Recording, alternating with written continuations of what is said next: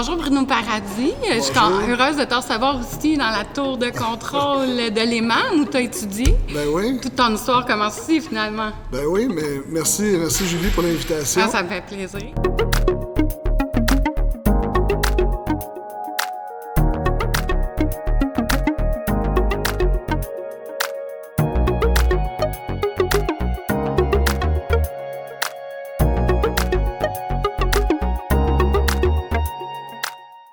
Ben, Sterna, c'est le nom scientifique de la sterne arctique. C'est l'oiseau migrateur qui voyage la plus grande distance pendant sa vie. C'est la distance aller-retour de la Terre à la Lune 3 fois dans sa vie.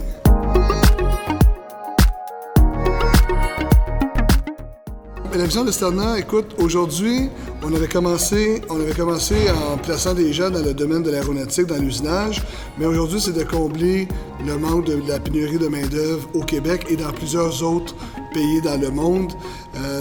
Donc, aujourd'hui, on a 40 corps de métier qu'on pourrait desservir.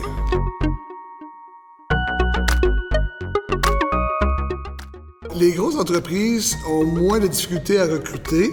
Par contre, les petites entreprises ont peur souvent du recrutement international. Donc, on s'est dit, ils pensent, parce que par exemple, les gens ils pensent que c'est compliqué, les papiers d'immigration, les avocats, tout ça. Alors, si on pouvait simplifier le processus d'immigration à une simple application, comme un Tinder, par exemple. Alors, au début, on pense qu'on va aller chercher des clients qui n'ont jamais recruté à l'international, mais après ça, on espère aller chercher aussi ceux qui sont habitués maintenant de recruter à l'international grâce à l'application.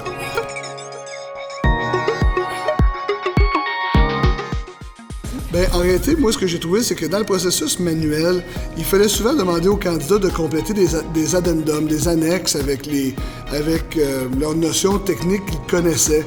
Et on avait toujours un processus répétitif qu'on devait faire pour chacun des candidats. Alors, on s'est dit que ça serait mieux d'avoir une base où toutes les compétences sont déjà dans l'application et qui peuvent se traduire de façon automatiquement, par exemple, de l'espagnol au français. Alors, on a pris les compétences de 40 corps de métier, on les a mis de façon stratégique dans l'application pour que la personne puisse s'auto-évaluer sur chacune de ses compétences pour ensuite que toutes les entreprises au Québec ou dans différentes régions puissent voir le profil du candidat.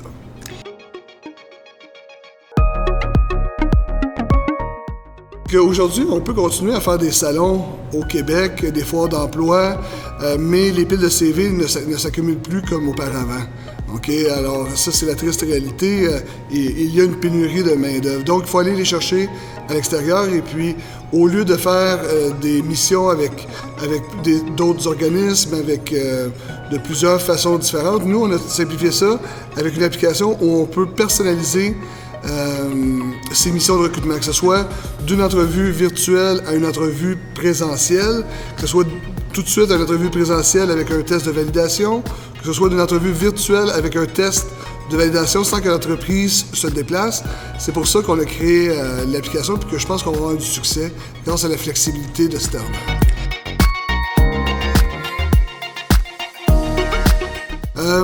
En ce moment, on a 5 pays où on va chercher nos candidats.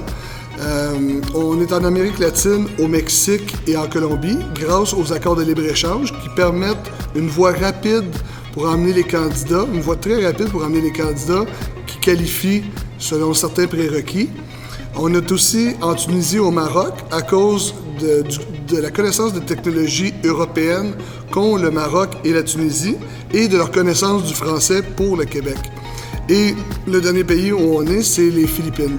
Les Philippines, ils parlent très bien anglais, ils sont charismatiques, très gentils, dévoués. Ils ont un plus qui est quand même assez remarquable. Voilà.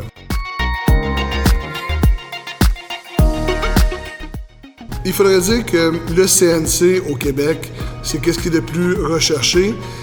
Par contre, on a une très grande demande pour les électromécaniciens et les soudeurs. Là, quand on parle de CNC, c'est un peu ça, ta boule, hein? Oui, je pense exactement. que c'est grâce à cette formation-là que tu as fait ça. Oui, ça a été mon dernier projet en 2017 en tant que machiniste CNC, j'ai voulu quitter en faisant un projet pour le salon qui s'appelle le CMTS en 2017.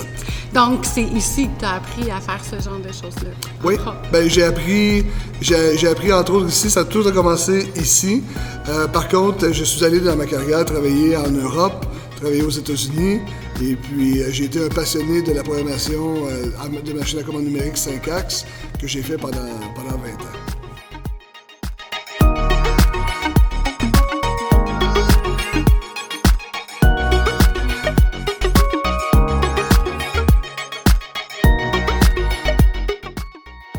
Donc, Bruno, on est proche d'une machine, moi, écoute, je connais même pas le nom, sur laquelle tu as appris à usiner, dans le fond. Oui. Tu as commencé ici, d'ailleurs. Oui, effectivement. Ça, c'est une machine de DLG.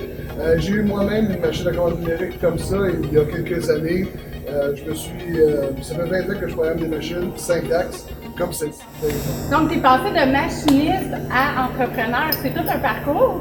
Oui, quand même. Disons que moi, j'ai travaillé pendant 20 ans consécutifs dans l'outinage, dans la génie mécanique, mais je garde toujours la main sur ça, malgré que je me concentre maintenant à temps plein sur le programme de Sternet, l'application Sternet. Donc, tu es un passionné d'aéro dans l'âme, là. Ça va toujours rester quelque chose dans ton cœur. Oui, ça va toujours rester, ça a toujours été, ça va toujours rester.